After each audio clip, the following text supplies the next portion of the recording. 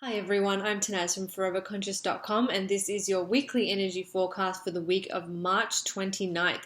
We are heading into the month of April. April is a big month and brings some really bold energy. It also brings one of the most significant alignments that we're working with in 2020. This happens on April 4th. It is the Jupiter-Pluto conjunction. I'll talk more about that in a second. Let's first just go to how we're wrapping up March, what the end of March will bring, and how this is kind of leading us into this pretty big month of April. So on March 31st, we have this alignment between Mars, Saturn, and Uranus. And if you want the sort of astrological term, it's Mars conjunct Saturn squaring Uranus. This configuration of planets is pretty volatile. It's sort of a volatile combination of energies. But what this is calling us to do is to learn how to be comfortable in the uncomfortable. Mars is the planet that rules over fiery emotions, heated emotions. And while it can help us overcome our fears, it can also stir fears as well. So right now in the world, there is a lot of fear, there is a lot of anxiety, there's a lot of heightened, fiery, Mars-like emotions. And you know what? It's okay. We have to allow ourselves to experience these emotions. In fact, it really isn't until we sit with those uncomfortable, fiery emotions that we're able to kind of transcend them and push past them. You know, we're here for a human journey. And part of that experience is experiencing the entire rainbow of human emotion that's on offer to us. So we're trying to find peace, we're trying to find balance, but that's not just about reaching for positive emotions all the time. It also requires us to sit and learn to be comfortable when anger, when frustration, and when anxiety show up. There's a spiritual practice there in learning to sit with those emotions. And I find for myself personally, when I start to feel anxiety come up, and when I remember, because I forget too, but when I remember, I'm like, oh, stop resisting this. Because often we heighten our anxiety through resisting it and wishing it was different and wishing we didn't feel that way. But when I remember, I say to myself, oh, let me feel this. Let me actually sit in this feeling rather than trying to suppress it. And when I do, sometimes it feels very, very uncomfortable. But after about 20 seconds or so, something shifts, something passes, and you kind of come out the other side of it.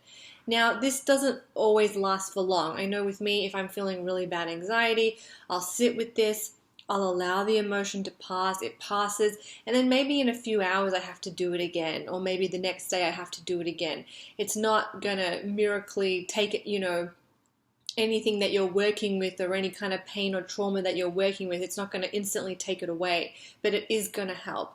So we're really being asked to learn to sit in those comfortable emotions and learn to be okay with them. Learn to create space for those emotions that we very often dismiss or would label as negative. Learning to kind of sit in them and allow them to pass is very empowering. So that is what this alignment is kind of challenging us to do. It wants us to find our peace, but it doesn't want us to ignore the heavier emotions that we are feeling. So that's sort of the first part of the month as we wrap up March, head into April. We've got this sort of fiery, combative energy, so just trying to stay in your peace, trying to honor your emotions, trying to honor the rhythms and cycles of your own body, practicing a lot of self-love. And then on April 4th, we have the Pluto-Jupiter conjunction. This is a really big alignment. It happens every 12 to 13 years, and it affects us on both a global level and on an individual level. On an individual level, this is the signature. This planetary alignment is the signature of abundance. waves of abundance are on offer to us right now. And I know the world around us maybe doesn't feel very abundant at the moment, but know that this is helping to strengthen our relationship with abundance. How can we, even with everything that's going on right now, even with the fact that maybe you don't have a stable income, or maybe, the situation with your job is really, dire at the moment, how can we still maintain that connection with abundance, with that feeling of that we're being supported, that we're being guided, that we're part of and connected to this universal flow? And actually, a simple way to kind of harness that feeling of abundance is to spend time in nature. That might not be possible for everyone right now, but even looking out the window and observing the abundance that nature gives us, or turning inward and recognizing that we have an abundance of cells in our body that are all there for us, that are there helping us to do everything that we do in any given moment at any given time. Trillions of cells make up our body. Or even in the night sky, trillions of stars, they're twinkling in the night sky for us. So trying to find and develop that connection with abundance. And if you want further sort of help and support with that, I recommend keeping an abundance journal, which is just writing down moments of abundance that catch your eye throughout the day. What makes you feel abundant? What makes you recognize abundance? And just trying to tune into that vibration. So on a personal level, it's really quite beautiful energy that's helping to expand, to open opportunities. This energy could also bring doors opening. So if you've had a lot of doors closing around you lately, this alignment can help to shift your mindset to see new opportunities blossoming.